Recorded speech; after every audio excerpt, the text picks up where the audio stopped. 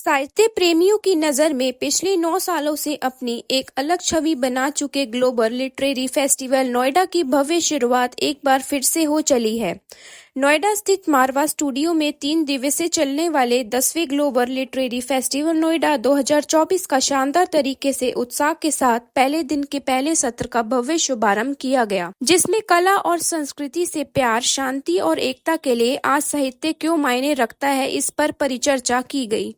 भारतीय संस्कृति के अनुसार दीप प्रज्वलन और गणेश वंदना के साथ कार्यक्रम की शुरुआत की गई।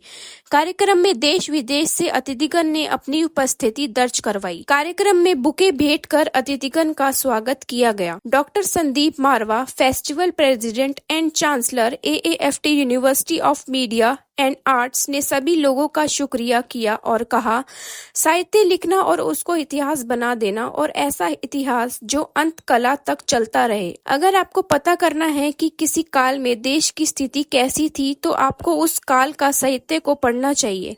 जितना ज्यादा हो सके उतना लिखने पर जोर देने के लिए जागरूक किया। वहां मौजूदा अतिथिगण ने भी साहित्य पर अपने विचारों को साझा किया और स्टूडेंट्स को लिखने के लिए मोटिवेट किया। पहली बात तो ये है कि मैं तो ये सोचकर आई थी कि मारवा स्टूडियोज का इवेंट है, तो इसमें आप जैसे सब युवा आएंगे, यंग लोग आएंगे, और युवाओं से जुड़ा हुआ, यंगस्टर से जुड़ा कोई भी आयोजन होता है, अगर मुझे इन्विटेशन आता है तो मैं अपनी तरफ से पूरी कोशिश करती हूँ, मैं मना नहीं करती, क्योंकि हम लोग हमेशा अपने बराबर के या अपने से सीनियर लोगों के, प्रोफेशनल्स के बीच हम दिन भर इंटरेक्ट करते हैं। तो आपकी जनरेशन, आप सब युवा लोग क्या सोच रहे हैं, आपके क्या विचार हैं, आपके क्या एस्पिरेशंस हैं, उसके बारे में हमें कम ही पता चलता है। तो it is always a great opportunity to interact with young people like all of you.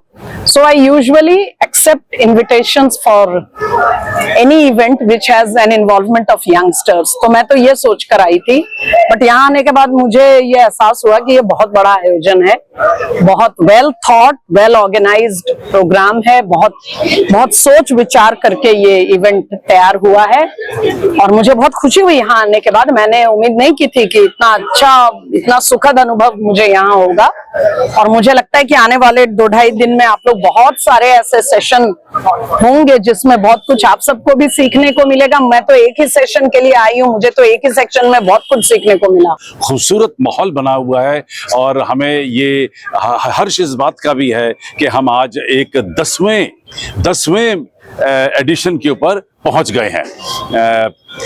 Literature festival शुरू करने का एक बहुत बड़ा तात्पर्य यही था कि हम चाहते थे कि आज के इस मीडिया युग में, जहां पर टेलीविज़न और मोबाइल ने बहुत सारा समय लोगों का ले लिया है, उसके अंतर्गत भी लोग पढ़ने की रुचि रखें। और हमने हर बार ये सोचा है और समझा है कि जो आप लिखते हैं वो इतिहास बनता है, जो इतिहास से जो है वो साहित्य बनता है, और साहित्य से संस्कार बनते हैं। अगर हम चाहते हैं कि हमारे देश के अच्छे संस्कार बने रहें, लेगेसी जिसे कहा जाता है, वो चलती इसी तरीके से हमारे संस्कार बने रहें, तो हमें अच्छा बोलना, अच्छा लिखना और अच्छा पढ़ना है।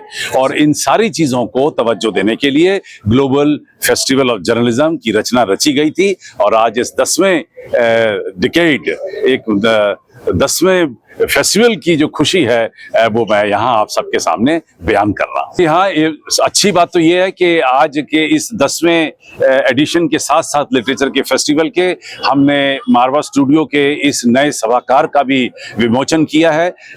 इसे पहले टेस्ट एंड ट्रायल कर लिया गया था, तभी आज इसे पब्लिक के लिए खोला गया है। और खुशी की बात यह है कि हर शख्स को ये ऑडिटोरियम बहुत पसंद आ रहा है। बड़ा साइंटिफिक तरीके से इसको तैयार किया गया है, और इसके अंतरराष्ट्रीय लेवल को ध्यान में रखते हुए ही इस ऑडिटोरियम को तैयार किया गया है, और आज इसका विमोचन आप सबने देखा। I'm really pleased and honored to represent Russia today at this wonderful event.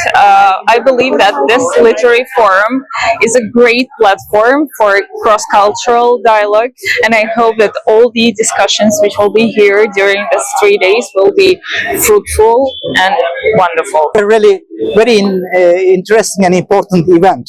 And I'm very happy to be here because I am an ambassador but also an author, and literature really matters for me as a writer. And literature is a part and very important part of cultural diplomacy, and this is a part of our profession.